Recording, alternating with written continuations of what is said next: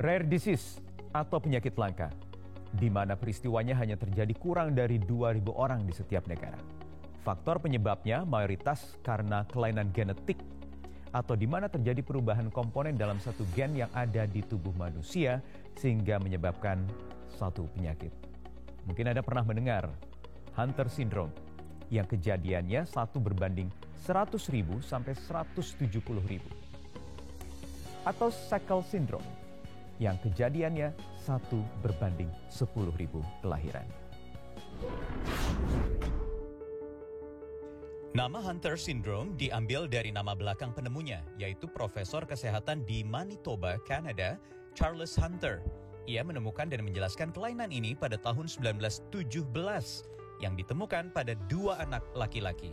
Hunter syndrome atau mukopolisakaridosis tipe 2 adalah penyakit langka atau rare disease yang diturunkan secara resisif, X-linked, sehingga hampir seluruh penderitanya adalah anak laki-laki.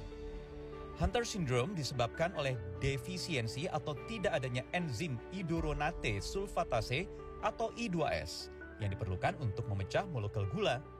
Tanda dan gejala penderita sindrom ini adalah lingkar kepala yang membesar, lidah besar, pipi membulat dan keras, serta bibir tebal, hati dan limpa yang juga membesar, kekakuan pada sendi hingga menyebabkan penderita sulit berjalan dan mudah terkena infeksi saluran pernafasan, serta juga kemampuan mendengar yang berkurang dan juga kelainan jantung dan juga hernia umbilikalis. Selanjutnya Shackle syndrome.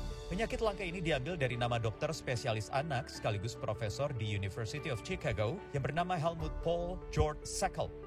Penyakit ini bersifat genetik dari kedua orang tua dan sifatnya autosomal resesif. Artinya mutasi genetik harus diturunkan dari kedua orang tua sekaligus untuk menimbulkan kelainan.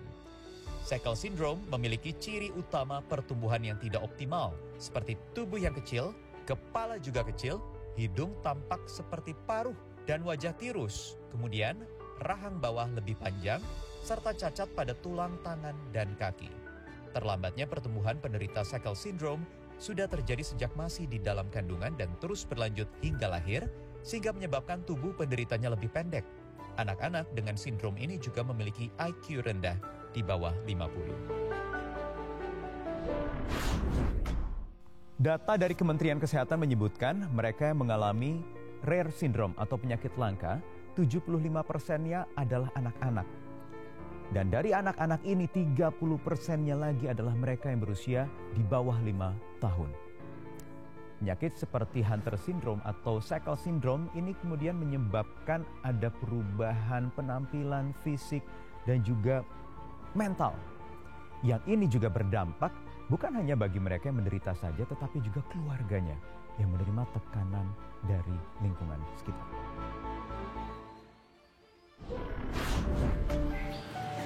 Kita makan dulu ya Dila ya. Tante Diva mau diajak pergi. Mau ya? Mau nggak? Oh, pintar kita makannya. Iya. Makannya banyak.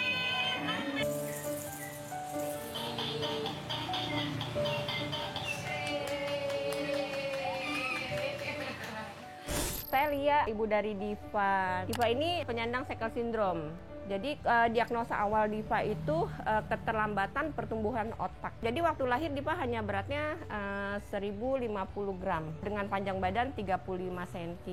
Hampir Diva umur 1 tahun kan mulai terapi tuh, fisioterapi. Nah akhirnya dilakukan beberapa pengecekan tuh di RSCM. Pada saat Diva usia 2 tahun 8 bulan, Diva itu tegak diagnosa kalau Diva itu Shackle syndrome. Untuk anak-anak Shackle syndrome sendiri pada umumnya tuh usianya nggak bisa lebih dari 25 tahun, gitu kan, yang saya tahu seperti itu. Nah, terus nanti akan ada masa pecahnya pembuluh darah di otak yang itu akan menyebabkan kematian. Lalu ada juga beberapa anak yang mengalami migrasi saraf. Migrasi saraf itu menyebabkan anak ini emosinya jadi berlebih, hiperaktif. Dan itu pun saya akui, Diva juga mengalami seperti itu. Jadi berapa tahun belakangan ini emosi Diva tuh lebih sering. Diva kalau marah saya nggak tahu penyebabnya gitu kan. Kecuali kalau Diva lagi lagi PMS ya. Diva memang sudah mengalami menstruasi. Nah, akhirnya beberapa bulan yang lalu saya konsultasi ke dokter. Dokter bilang, coba ya Bu, kita cek jantung dan MRI otak. Alhamdulillah jantung Diva bagus. Sekarang proses yang sedang kita berjalan yaitu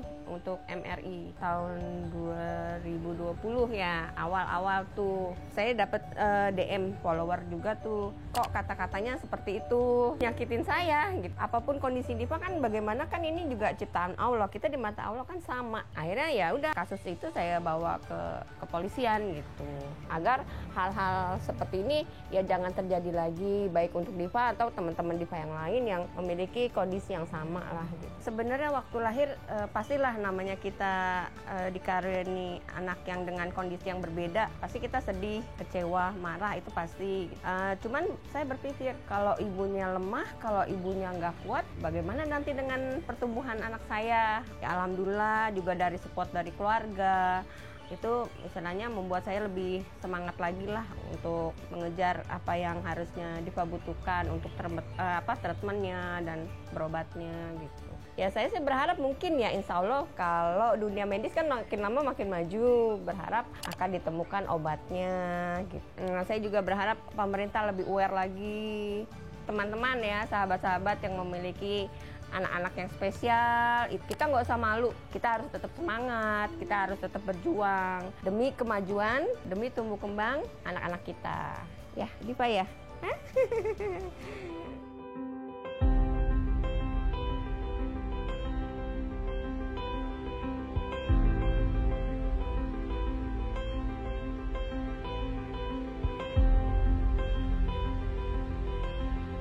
Saya memberikan input ke Diva itu adalah memberikan sensory input dia, ya, melalui refleks atau gerakan pada persendiannya. Di sini ada beberapa penolakan. Ini hal positif. Kenapa? Persepsi dia main. Ini hal positif.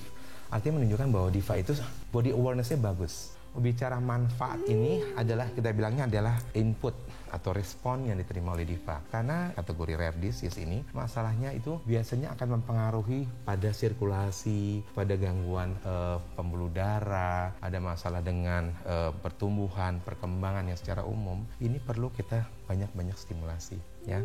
Jadi berharap dengan adanya stimulasi yang kita berikan itu, respon yang diterima Diva akan membuat Diva akan lebih aware. Dan ini kita lihat before after ya, dibandingkan dulu posturnya ini terlihat sekali karena dia ada masalah dengan gangguan skoliosis, jauh sudah tereliminir gitu.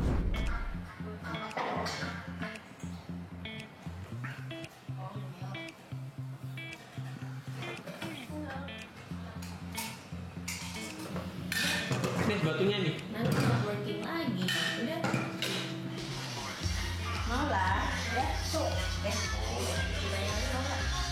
Ini manja ini. Saya Sherlyn, orang tua dari Matthew. Matthew usianya 7 tahun dengan diagnosa mukopolisakaridosis tipe 2 atau yang biasa disebut dengan Hunter syndrome. Matthew itu waktu awalnya itu nggak kelihatan ya kalau dia Hunter syndrome. Jadi waktu pertama saya bawa ke dokter itu malah ke psikolog anak gitu, karena saya ngerasa dia nggak nyaman di sekolahnya. Nah waktu itu di psikolog anak pun psikolog anak bilang kognitifnya oke, tapi dia merasa ada yang janggal tapi belum tahu apa, sehingga saya di-refer ke dokter syaraf di usia 3,5 tahun. Nah setelah ke dokter syaraf itu baru saya mendengar kata-kata mukopolisakaridosis. Akhirnya bertemu dengan Prof. Damayanti. Kontrol ke Prof. Damayanti itu hari pertama langsung diinfo bahwa menurut beliau ini benar Hunter syndrome. Tegak diagnosanya itu membutuhkan waktu lumayan lama ya, karena harus kirim sampel urin dan darah ke Taiwan pada saat itu. Kalau yang untuk penyembuhannya memang belum ada, tapi yang terbaik yang bisa diberikan adalah terapi sulih enzim. Nah, terapi sulih enzim ini sangat beruntung sekali Matthew bisa dapat gitu, karena terapi ini sangat mahal sekali. Biayanya sekitar 6 miliar per tahun. Dan untuk anak MPS ini perlu seumur hidup gitu. Wah, waktu awal-awal sih kayak kesambet petir di siang-siang ya gitu. Mau kuat itu susah gitu. Tapi waktu itu memang Prof. Damayanti yang infoin saya gitu bahwa kita ini balapan dengan waktu, karena yang minta donasi untuk terapi suli enzim ini nggak cuma dari Indonesia, dari luar negeri. Dan Prof. Damayantinya lihat Matthew itu masih bagus. Jadi harus cepat-cepat cek segala-galanya gitu, cek jantung, cek tulang, MRI dan lain-lain, datanya harus segera dikirim untuk ngajuin obat ini gitu. Bisa diterima gitulah di lingkungan gitu. Misalnya kayak sekarang Matthew itu untuk menerima edukasi dan lain-lainnya kan kita masih nggak tahu gitu nanti kedepannya gimana, mungkin ada sekolah yang bisa atau gimana gitu. Kalau misalnya untuk orang tua sesama penyakit langka, jangan putus asa lah, kita kan nggak tahu ya, kita ini hanya manusia biasa, nggak tahu, siapa tahu besok atau lusa gitu tiba-tiba ada obat yang bisa nyembuhin atau terapi gen berhasil yang bisa nyembuhin, kan kita nggak tahu. Jangan sampai habis kita putus asa hari ini besoknya ada, itu kan nyesel nantinya gitu. Jadi terus semangat aja gitu. Menurut jurnal State of Rare Disease Management in Southeast Asia, penanganan penyakit langka di Asia Tenggara termasuk di Indonesia masih menjadi tantangan tersendiri. Ada sejumlah kesulitan yang dialami, terutama soal pendanaan. Karena penyakit ini membutuhkan biaya yang sangat besar, alat-alat untuk mendiagnosanya, kemudian juga obat-obatan yang berharga tinggi.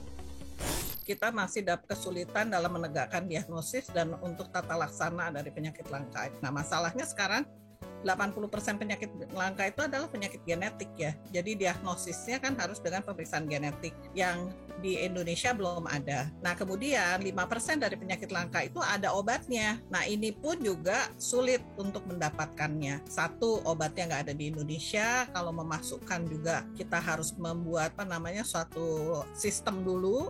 Nah, kedua juga harganya tidak terjangkau. Kebetulan kami bisa di RSCM ini bekerja sama dengan banyak donatur sehingga kita bisa mendapatkan beberapa pasien ini mendapatkan obat-obat yang untuk penyakit langka. Screening itu bisa kita lihat misalnya pada sickle syndrome, itu kita bisa lihat dari USG pada saat kehamilan ya. Meskipun kalau jelas sekali bisa kelihatan, tetapi masih mungkin ada diagnosis bandingnya beberapa. Nah, bagaimana kita memastikan tidak punya anak dengan kelainan sickle? Ya, satu, sekarang cara yang terbaru adalah dengan bayi tabung.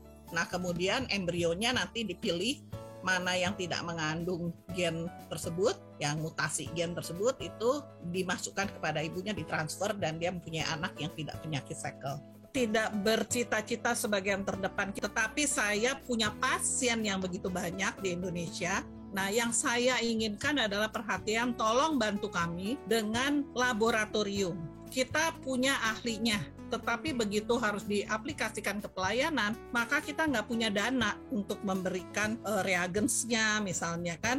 Nah, itu kita solusinya dengan membentuk yayasan orang tua, dan dari yayasan orang tua inilah bergerak untuk mencari dana. Jadi boleh dibilang perhatian pemerintah untuk penegakan diagnosis dan tata laksana itu belum seperti yang kita harapkan.